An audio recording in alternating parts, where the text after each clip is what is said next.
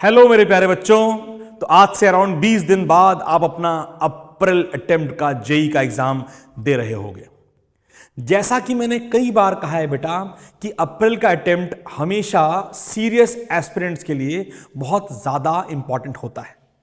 एक ऐसा अटेम्प्ट जिसमें आपको पेपर के लेवल में भी डिफरेंस दिखेगा और कंपटीशन के लेवल में भी डिफरेंस दिखेगा। क्योंकि बेटा हर बच्चा अब जान चुका है कि करो या मरो का समय आ चुका है और अब अप्रैल में जेई जो भी देंगे शिद्दत से देंगे, अगले 20 दिनों में जोरदार तरीके से तैयारी करेंगे। मैं रिक्वेस्ट करूंगा अगले 20 दिनों में आपके पास अराउंड 200 घंटे होंगे अगर आप 10 घंटे पर डे लगाते हैं अपने जेई के लिए। एंड हमें इसके लिए एक बहुत इंपॉर्टेंट तरीके से स्ट्रैटेजी बनानी चाहिए। स्ट्रैटेजी के लिए आप एक और वीडियो का इंतजार कीजिएगा। आज हमारा मुद्दा है, क्यों ना शुरू करते हैं अपनी वो वन शॉट सीरीज जिसमें मैं आपको हर चैप्टर के बारे में वो इंपॉर्टेंट पॉइंट बताऊंगा जिन्हें आपको पढ़ना है। फिर हम ज्यादा दूर नहीं जाएंगे, जनवरी इटसेल्फ के 2025 के ही क्वेश्चन लगाने की पूरी जितने भी इंपॉर्टेंट क्वेश्चन है उनको लगाएंगे। तो आज जो चैप्टर मैंने चूज किया है उसका नाम है करंट इलेक्ट्रिसिटी। एक बहुत ही प्यारा चैप्टर, एक ऐसा चैप्टर जो बहुत स्कोरिंग है। और इस बात को मैं गारंटी देता हूं कि जब हम अराउंड 15 मिनट बाद ये वीडियो खत्म कर रहे होंगे तो जो 7 क्वेश्चन सेशंस में आए करंट इलेक्ट्रिसिटी से, मेरा हर बच्चा उसे अपने आप भी लगाने की औकात रखेगा। तो शुरुआत करते हैं अपने इस चैप्टर के वन शॉट की। ये वन शॉट में मैं आपको क्या क्या बताऊंगा उसके बारे में बात करते हैं। तो आइए शुरू करते हैं मेरे बच्चों। सबसे पहले इस चैप्टर के सबसे इंपॉर्टेंट टॉपिक्स क्या हैं। सबसे इंपॉर्टेंट टॉपिक अगर आप देखोगे 2025 में, तो आउट ऑफ दी 7 क्वेश्चंस जो सारे सेशंस में आए, 4 क्वेश्चन केवल उस पार्ट से थे जो कि आपका इफेक्टिव रेजिस्टेंस निकालने पर था। एक ऐसा टॉपिक जो अगर आपने डिटेल में क्लास 10th में भी पढ़ लिया होगा, और अगर कोई बच्चा 10th का ये वीडियो देख रहा है तो आप देखिएगा कि वो क्वेश्चन काफी कुछ आपके लेवल के थे।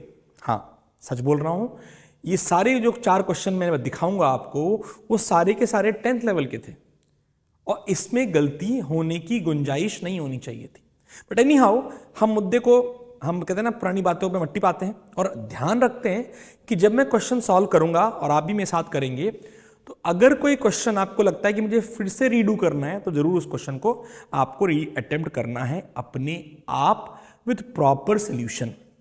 याद रखिए। फिर आता है बेटा नोडल मेथड। ये बहुत इंपॉर्टेंट मेथड है। इस मेथड को लगाते हुए आप सर्किट्स को, बेसिकली नोडल मेथड एक अलग नाम है केसीएल और केवीएल का। ज्यादातर जेईई मेंस के एग्जाम्स में आपको केसीएल या केवीएल लगाने की जरूरत नहीं पड़ती। अगर आपको नोडल मेथड अच्छे से आता है तो भाई साहब आप लगभग सारे क्वेश्चनों को आराम से अटेम्प्ट कर सकते हैं। और अगर आप चाहते हैं कि नोडल मेथड की वीडियो हमारे द्वारा बनाई गई, तो आप डिस्क्रिप्शन में जाइए, वहां पर एक थोड़ा लंबा वीडियो होगा अराउंड 40 मिनट्स का, जिसमें मैंने नोडल मेथड पूरा डिटेल में समझा रखा है। एक ऐसा मेथड जो कि करंट इलेक्ट्रिसिटी को पूरा करता है। हम कोशिश करेंगे उसको थोड़ा टच कर ले इसी वीडियो में भी। देन वेरी इंपॉर्टेंट, ये इसको भूलिए मत, इस पर भी एक क्वेश्चन आया और बड़ा जोरदार क्वेश्चन था। ये क्वेश्चन फिजिक्स का होने के बावजूद अंग्रेजी की वजह से कुछ बच्चों को दिक्कत किया। मेरे one of my favourite students को केवल अंग्रेजी की वजह से उस क्वेश्चन में 4 नंबर का नुकसान करना पड़ा। तो भाई साहब, हम समझते हैं कि अंग्रेजी क्वेश्चन की बहुत ध्यान से पढ़ना है और ज्यादा डिटेलिंग करने से पहले उस अंग्रेजी में क्या बोला जा रहा है क्वेश्चन को वो भी समझना है। मैं जब उस प्रश्न पे आऊंगा तो हम उसके बारे में और डिटेल में बात करेंगे। इसके अलावा भी कुछ चीजें हैं जो कि मैं आपसे रिक्वेस्ट करूंगा कि आपको पढ़नी चाहिए। आपको I बराबर NeAVD पता ही है, आपको इस पर प्रश्न पता होने चाहिए। आपको रेजिस्टिविटी का जो फॉर्मूला है जो कि आप ओम्स लॉ से डिराइव करते हो वो भी बहुत इंपॉर्टेंट है। रेजिस्टिविटी का फॉर्मूला डिपेंड करता है, जिसको आपको जो डिटेलिंग पता होनी चाहिए कि वो जो नीचे आता है ना बेटा, एन और tau. N is the number of free electrons, charge carriers, और tau is the relaxation time. Resistivity उनसे कैसे कोरिलेट होता है वो आपको अच्छे से आना चाहिए। देन बेटा मेरे बच्चों, आपको इस चैप्टर में केसीएल केवीएल अच्छे से आना चाहिए, केसीएल एंड केवीएल। मैं आपसे ये भी रिक्वेस्ट करूंगा कि आपको सीबीएसई यानी एनसीईआरटी के जो इंटेक्स क्वेश्चन है, इसके 2 क्वेश्चन है, उन्हें जरूर कीजिए। बहुत इंपॉर्टेंट क्वेश्चन है, इनसे आपको काफ़ी मज़ेदार मदद मिलेगी। इसमें एक्सरसाइज में एक ऐसा क्वेश्चन है जिसका आंसर अगर आपको याद हो, डिनोमिनेटर में एक चीज़ आती है। कितने लोग को याद है, अगर मैं उस क्वेश्चन की बात कर रहा हूँ जिसमें एक व्हीटस्टोन ब्रिज जैसा दिखने वाला, जो कि नहीं है व्हीटस्टोन ब्रिज, एक क्वेश्चन है उसका, इसके हर आंसर में डिनोमिनेटर में एक खतरा आता है। वो खतरा क्या है आप कमेंट में बताइएगा। आगे बढ़ते हैं। इतना अगर आपको आता है मेरे बच्चे, तो आप इस चैप्टर को बड़े आराम से जेईई मेंस में खेल सकते हैं। देखते हैं कैसे। मैं सीधा शुरू करूंगा आज की डेट में, कैसे क्वेश्चन आए 2025 में और कैसे उन क्वेश्चनों को आपको अटेम्प्ट करना चाहिए था विद डिटेल्ड थ्योरी, मैं इसके बारे में बात करूंगा। तो अभी तक अगर आपको कोई भी क्वेरी है तो आप कमेंट कर सकते हैं। हर रोज मैं कोशिश करूंगा आपको एक जबरदस्त 2025 के सारे क्वेश्चन डिटेल में कराऊं, और आपसे रिक्वेस्ट ये करूंगा कि 7 करिए क्वेश्चन। इन सारे क्वेश्चंस की पीडीएफ भी आपको हर वीडियो के डिस्क्रिप्शन में मिल जाएगी। तो चलिए बढ़ते हैं जेईई मेंस 2025 का पहला क्वेश्चन। अब जब पहला क्वेश्चन आया तो कई सारे बच्चे बोलते हैं सर पोटेंशियोमीटर का क्वेश्चन, पोटेंशियोमीटर तो कोर्स में नहीं है। बेटा एकदम पोटेंशियोमीटर कोर्स में नहीं है, बट ये क्वेश्चन पोटेंशियोमीटर का है भी नहीं। ये क्वेश्चन था बेसिक 10वीं क्लास के सर्किट्स का। मैं आपको प्रूव करता हूं ऐसा क्यों बोल रहा हूं। आइए क्वेश्चन को ध्यान से पढ़ते हैं, और आप अगर इसका आंसर जानते हैं तो before I complete please, question number 1 है ये। हम क्वेश्चन नंबर 1 को सॉल्व करेंगे, और ये क्वेश्चन मुश्किल से मुश्किल आपके लिए 1 मिनट में सॉल्व हो जाएगा। ध्यान दीजिए क्या बोल रहा है। एक स्लाइडिंग कॉन्टैक्ट है, मान लेते हैं ये एस स्लाइडिंग कॉन्टैक्ट है, जो कि पोटेंशियोमीटर वायर के मिडिल में रखा गया है, बैलेंस नहीं है, मिडिल में रखा गया है। यानी अगर ये पूरा का पूरा वायर है जिसका रेजिस्टेंस 1 ओम है, तो ये जो स्लाइडिंग कॉन्टैक्ट है वो इस वायर के मिडिल में है। ओके ठीक है। जिस वायर की बात की जा रही है उसका रेजिस्टेंस 1 ओम है। तो आपसे पूछा गया है कि अगर इस स्लाइडिंग कॉन्टैक्ट के एक्सटर्नल पार्ट में 2 ओम का रेजिस्टेंस है, तो मेरे प्यारे बच्चों बताओ कि आखिर सर्किट में करंट कितना फ्लो करेगा। तो इस क्वेश्चन को मॉडिफाइड वर्जन में बनाइए।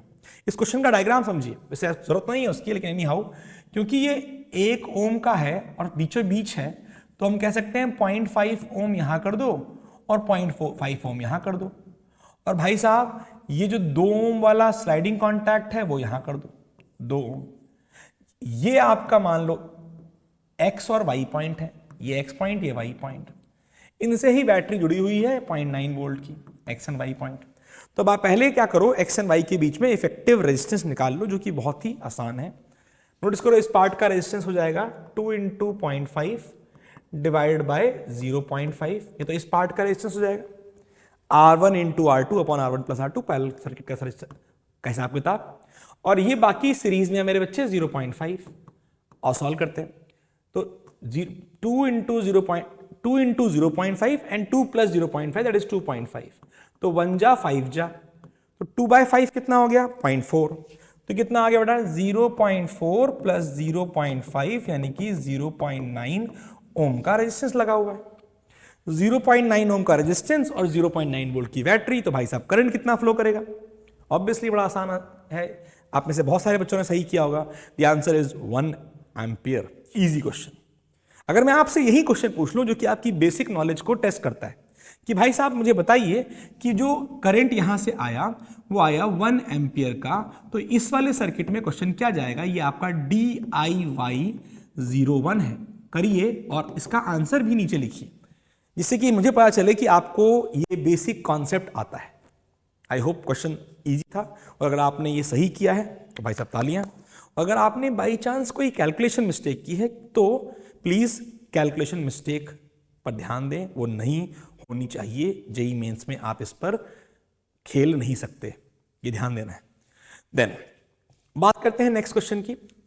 अब ये क्वेश्चन बहुत ही जोरदार क्वेश्चन कहलाएगा, क्योंकि अगर मेरा बच्चा एनसीईआरटी पढ़ के ही नहीं बैठा तो इस क्वेश्चन में भी फिर भी वो क्वेश्चन शायद अटेम्प्ट कर लेगा तुक्का मार के, लेकिन अगर आपने सच में शिद्दत से एनसीईआरटी पढ़ी होती तो आपने ये डायग्राम देखा होता कि अगर हम चाहते हैं कि most suitable to be used as wire bound standard resistor, यानी standard resistor, I don't want to have drastic variation in that resistance. That means I want a resistance जिसका टेम्परेचर डिपेंडेंस रेजिस्टेंस पर कम हो, कम से कम हो, zero तो हो नहीं सकता। तो ये भाई साहब एकदम पगला रहे हैं। अगर आप नोटिस कर पा रहे हैं तो ये इकलौता ऐसा सर्किट है जो कि ये बता रहा है कि resistance for a very large temperature variation remains constant. तो अगर आपने एनसीईआरटी पढ़ी है, तो अगर आपको याद हो तो एक डब्बे में डायग्राम बना के दिखाए गए। ये मेरी रिवीजन क्लासेस में भी मैंने आपको ये सर्किट, ये ग्राफ पढ़ाया था। अगर याद है तो प्लीज कमेंट कीजिएगा कि सर हमने, भले ही आपके सेशन में नहीं आया था, बट अगर ऐसा क्वेश्चन आता है तो आप उसे कर पाए। ठीक है, आइए, ये क्वेश्चन नंबर हमारा हो गया, मेरे ख्याल से 2 हो गया ना, 1 था ये, यस वेरी गुड। ये क्वेश्चन नंबर आ गया 2। तो मैं ये शीट भी शेयर कर दूंगा आपको, ध्यान दीजिएगा, बट मैं रिक्वेस्ट करूंगा, मैं ब्लैंक शीट शेयर करूंगा आपको, ठीक है, जो जिसमें केवल क्वेश्चन होंगे। तो सोल्यूशन भाई साहब करते चलिए साथ साथ। देन अब ये वो क्वेश्चन है जो जोरदार क्वेश्चन है। Why am I calling it is जोरदार क्वेश्चन? क्योंकि बच्चे को पहले फॉर्मूला याद होना चाहिए, फिर फॉर्मूले के बाद एनालिसिस अच्छी होनी चाहिए, ये क्वेश्चन तब होगा, और उसके बाद भी अंग्रेजी में फंसना नहीं, अंग्रेजी में दिक्कत हो सकती है। क्वेश्चन क्या है? The equivalent EMF of 2 non identical batteries. Remember the classical thing जो मैंने आपसे पहले भी कहा है, ये कुछ नॉन आइडेंटिकल बैटरीज का सर्किट है मेरे बच्चे, और ये एकदम क्लासिकल सर्किट है, इसमें कोई गुंजाइश नहीं है कि आप गलती करें, इस पर बहुत वेरिएशन है। मैं अभी जल्दी ही इन चैप्टर्स के, कहते हैं ना, कई बार क्या होता है, बच्चा चाहता है कि 3 मिनट में ही एक मस्त क्वेश्चन उसके जेब में आ जाए, तो जल्दी ही आपको शॉर्ट्स में 2 मिनट में, 1 मिनट में बहुत ही जोरदार पीवाईक्यूज को सॉल्व कराऊंगा। तो भाई साहब अगर आप हमें पहली बार देख रहे हैं तो सब्सक्राइब भी कीजिएगा और कमेंट भी कीजिएगा भाई साहब। पूरी modern physics before I go ahead मैंने पूरी शॉर्ट्स में करा रखी है, तो उसकी प्लेलिस्ट भी डली हुई है, आप उसको भी देखिए।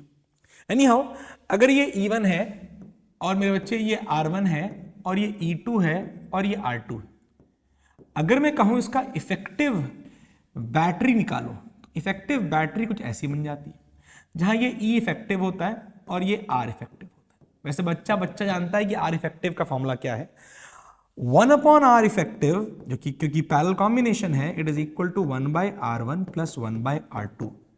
द नॉलेज इज इंपॉर्टेंट कि भाई साहब पैरेलल सर्किट में जो नेट रेजिस्टेंस होता है वो हमेशा सबसे छोटे वाले से छोटा होता है। तो अगर आप इसको पढ़ेंगे, the equivalent internal resistance effective of 2 non ideal batteries connected in parallel is smaller then the internal resistance of either. अब ये वर्ड अगर बच्चा आइदर को सही से पढ़ रहा है तो उसकी अंग्रेजी नहीं फंसेगी, बट भाई साहब आइदर यहां सही से पढ़ रहा है अंग्रेजी और वहां अलग पढ़ रहा है, तो दिक्कत हो सकती है। आइदर का मतलब ये समझो, अंग्रेजी में ज्यादा अंग्रेजी मत लगाओ कि भैया दोनों से कम है, आइदर मतलब दोनों से कम है, तो यस ये दोनों से कम है, यानी हमारा आर तो करेक्ट है, that is statement 2 is wrong, right not R, यहां पे स्टेटमेंट 2 इज करेक्ट। अब स्टेटमेंट 1 की बात करते हैं। आपको बोला गया है the equivalent EMF of the 2 non identical batteries in parallel is smaller than either of the 2 EMFs. But to solve it, you need to know कि भाई साहब EMF का फॉर्मूला क्या है, जैसे कि मेरे बच्चों को याद होना चाहिए, और नहीं याद है बेटा तो अब याद हो जाना चाहिए। इसका फॉर्मूला होता है बेटा E1/R1 प्लस E2/R2 और साथ में मेरे बच्चे R इफेक्टिव से मल्टीप्लाई, डिनोमिनेटर में आता है, मैं वही उसको ऐसे लिखता हूं स्टैंडर्ड वे में। अब ये फॉर्मूला इतना इंपॉर्टेंट क्यों है कि सर इससे पता ही चल रहा है भैया E इफेक्टिव की वैल्यू क्या आई, तो randomly you should take it randomly, आपको 2 वैल्यू लेनी चाहिए और उसको सॉल्व करना चाहिए। लेट्स से मैं कहता हूं इसको मैं कहता हूं 3 ओम है और इसको मैं कहता हूं 6 ओम है, और इन दोनों को मैं 1 ओम ले लेता हूं फॉर सिंप्लिसिटी, और let's try to find the effective value. तो पहली बात तो R इफेक्टिव तो आपको दिखाई दे गया, एक काम कर लेते हैं इसको 2 ले लेते हैं, आसान हो जाएगा, क्योंकि फर्क नहीं पड़ने वाला, मैंने एक ले लिया या 2 ले लिया, बिकॉज R इफेक्टिव इनका आधा हो जाएगा, कितना हो गया 1 ओम, 1 ओम लिख देता हूं, मतलब 1 केवल मैग्नीट्यूड है। अब जरा E1/R1 करो, 3/2 प्लस 6/2, ये तरह आंसर होना चाहिए। नोटिस कर कितना आ बेटा, ये कितना आ गया, ये आ गया 1.5 और ये आ गया 3, ये आ गया 4.5 वोल्ट, ना 3 से छोटा ना 6 से बड़ा। तो भाई साहब वैसे तो हर बच्चे को अब याद रखना है, आप इस पे कॉम्बिनेशन यूज करके देख लीजिए, अगर कोई कॉम्बिनेशन फिट नहीं करता मुझे बता दीजिए, बट ये जान लो ऐसे केस में हमेशा अगर स्टैंडर्ड कॉम्बिनेशन है तो जो E इफेक्टिव आता है वो एक बंदे से बड़ा होता है और दूसरे से छोटा होता है। इस केस में मैंने ये लिया है, E2 6 लिया है। अब इसको याद करना चाहिए। मुझे लगता है 100% प्रोबेबिलिटी तो नहीं है, but yes more than 90% probability है कि आपको अप्रैल में भी इस पर क्वेश्चन मिलेगा, तो गलती ना हो, ध्यान दीजिए। तो भाई साहब अब अंग्रेजी में मत फंसिए। आइदर अगर आपने यहां समझा था कि दोनों से छोटा, तो यहां क्या सोचोगे? यस ये समझोगे कि भाई साहब आइदर का मतलब हो गया, इसमें ज्यादा अंग्रेजी नहीं, आइदर का मतलब हो गया कि दोनों से छोटा नहीं है, एक से बड़ा है। तो ऑब्वियसली हमारा स्टेटमेंट 1 फॉल्स है, स्टेटमेंट 1 फॉल्स, स्टेटमेंट 2 ट्रू। तो भाई साहब चौथा आंसर अवेलेबल है। अगर आपने अंग्रेजी की वजह से ये क्वेश्चन गलत किया तो प्लीज कमेंट करके जरूर बताइए। All the best. ऐसे क्वेश्चनों में कई बार बेटा अंग्रेजी आपकी बैंड में आ जाती है, तो दोनों समझना। अब अगर मैं सही से बच्चे को बोलूं तो आइदर से छोटा, तो ये फॉल्स हो जाएगा। अगर बच्चे ने सही से पढ़ा कि नहीं आइदर मतलब दोनों में से किसी एक से, तो ये फॉल्स हो जाएगा और ये ट्रू हो जाएगा। अब ये पूरा खेल एनटीए के हिसाब से मैं कर रहा हूं, और मैंने ये कई बार क्वेश्चंस देखे हैं कि लोगों ने इसका आंसर 3 भी बोला है, लेकिन एनटीए ने 4 कहा है। तो उनका कहने का, समझने का मतलब था कि दोनों से छोटा। आइदर मतलब भैया अब हम लोग अंग्रेजी के माध्यम से पढ़े हुए हैं, लेकिन है तो फिजिक्स के वाले क्वेश्चन, तो उस तरीके से सोचना पड़ेगा कई बार आपको। नेक्स्ट, ऑब्वियसली अगर इसमें गलत हुआ है तो आपकी ज्यादा मिस्टेक नहीं है। अब यह रटा एक वायर है, रेजिस्टेंस 9 ओम का है। क्वेश्चन नंबर मेरे ख्याल से हमने लिखा नहीं इस बार भी, सॉरी। तो क्वेश्चन नंबर 2, ये क्वेश्चन नंबर 3, हम आ गए हैं क्वेश्चन नंबर 4 पे। क्वेश्चन नंबर 4 देखते हैं। क्वेश्चन नंबर 4 को देखते हैं। एक रेजिस्टेंस है बेटा 9 ओम का, is bent in the form of equilateral triangle, 3 equal parts, यानी कि 3 ओम। यानी कि हमने कहा क्या हो गया, वायर को कुछ ऐसा बना दिया गया, ये भी 3 ओम है, ये भी 3 ओम है, और ये भी 3 ओम है, और इनके बीच में रेजिस्टेंस पूछा गया है। 3 3 6 और 3, 6 और 3 का आंसर ही याद होना चाहिए। वैसे तो कितना होता है, 6 × 3 अपॉन 6 + 3 9, 1 जा 3 जा 3 जा 2 जा, तो कितना आ गया 2 ओम। हलवा क्वेश्चन है, इसको हम हलवा क्वेश्चन की कैटेगरी में रखते हैं। ऐसे क्वेश्चन अगर आपको आते हैं तो आप, एक 10वीं क्लास के बच्चा भी इस क्वेश्चन को कर सकता है। कई सारे मेरे 10th क्लास के बच्चे होंगे जो बोलेंगे सर ये तो हमको आता है। तो ऑल द बेस्ट। ऐसे क्वेश्चन को गलत मत करो बेटा, ये बहुत ही ऐसे क्वेश्चन है जिनमें नंबर खोना मतलब पाप है, तो ये पाप आप मत कीजिए प्लीज। देन आता है भाई क्वेश्चन नंबर 5। अब ये क्वेश्चन अगर आप 10वीं क्लास में देखे होंगे तो क्वेश्चन को ओरली कर पाएंगे, और नहीं भी देखे होंगे तो मैं क्या कहता हूं, आपको सिखाता हूं पोटेंशियल मेथड सॉल्विंग का। आप में से बहुत सारे लोगों को ये क्वेश्चन आता होगा और आपको स्टैंडर्ड समझ में आ रहा होगा ये क्या सर्किट बना रखा है। मैं प्रूव भी करता हूं ऐसे कैसे। इस पॉइंट को ए बोलते हैं पोटेंशियल पे, इस पॉइंट को बी बोलते हैं। तो अगर ये ए है तो इसका पोटेंशियल ए, इसका पोटेंशियल ए, इसका पोटेंशियल ए, इसका पोटेंशियल ए, इसका पोटेंशियल ए, इसका पोटेंशियल ए। अगर ये बी है तो इसका पोटेंशियल बी, इसका पोटेंशियल बी, इसका पोटेंशियल बी, इसका पोटेंशियल बी, इसका पोटेंशियल ए। हर रजिस्टर ए और बी, ए और बी, ए और बी के बीच में लगा हुआ है, यानी ये और कुछ नहीं, एक सिंपल पैरेलल सर्किट है भाई साहब। ए और बी, ए और बी, देख लीजिए भाई साहब, कुछ ये ऐसा सर्किट है जहां पर ये भी R/3 है, ये भी R/3 है, ये भी R/3 है। तो पैरेलल सर्किट्स में अगर तीनों रजिस्टर्स पैरेलल में हैं तो आंसर निकालना काफी आसान है। R इफेक्टिव की वैल्यू हो जाएगी 3/R + 3/R + 3/R 9/R, तो आंसर इज R/9। अगर आपने सही किया था और अगर आपके सेशन में क्वेश्चन आया था तो कमेंट जरूर कीजिएगा सर हमारे सेशन में आया था। जोरदार आसान क्वेश्चन, इनमें गलती नहीं करनी है।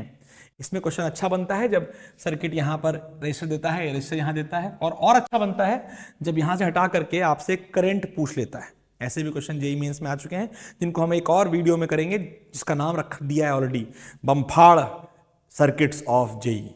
वो जल्दी ही शूट हो चुका है, आपको मिल जाएगा। आगे बढ़ते हैं। अब ये आपका क्वेश्चन नंबर भाई बहुत इंपॉर्टेंट है। क्वेश्चन नंबर 5 के बाद आ गया क्वेश्चन नंबर 6। क्वेश्चन नंबर 6, अब ये क्वेश्चन फिर से 12वीं क्लास का तो नहीं बोलूंगा, है आसान, ध्यान दीजिएगा कैसे करना है। तो आपके सामने एक वायर है, रेजिस्टेंस R है, ठीक है मेरे बच्चे, इसका रेजिस्टेंस R है। इसको हमने क्या किया, एक इक्विलेटरल ट्रायंगल में कन्वर्ट किया, और एक आइडेंटिकल वायर मतलब R को ही स्क्वायर में किया, और आपसे बोला गया resistance between the 2 end points of an edge of the triangle आपसे पूछा गया है। तो देखो बेटा, अगर R है तो मेरे बच्चे इन दोनों के बीच में ये A ये B, तो ये R/3 हो जाएगा, ये R/3 हो जाएगा, और ये R/3 हो जाएगा। तो इनका जो इफेक्टिव रेजिस्टेंस आ जाएगा बेटा वो आ जाएगा 2R/3 और मेरे बच्चे R/3 के बीच का मतलब पैरेलल का सर्किट। तो भैया R इफेक्टिव कितना हो गया, R इफेक्टिव निकाल लो फटाफट, is equal to 3/R plus 3/2R, तो एलसीएम हो गया 2R और यहां आ गया 6 प्लस 3 यानी कि 9/2R।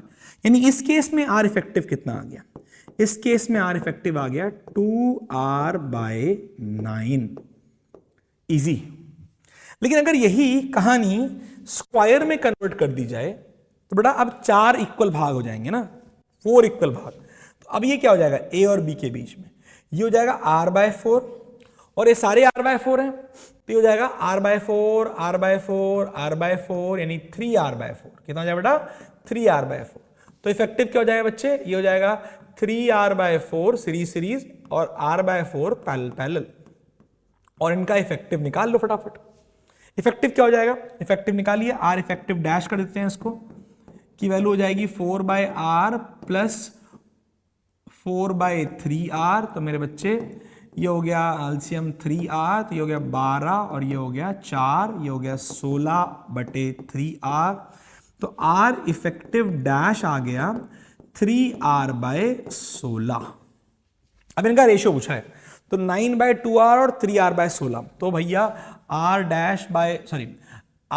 इफेक्टिव यानी ट्रायंगल वाला और R इफेक्टिव डैश स्क्वायर वाला, तो ये हो गया 2R/9, गलती ना करना भैया, 2R/9 होल अपॉन 3R/16।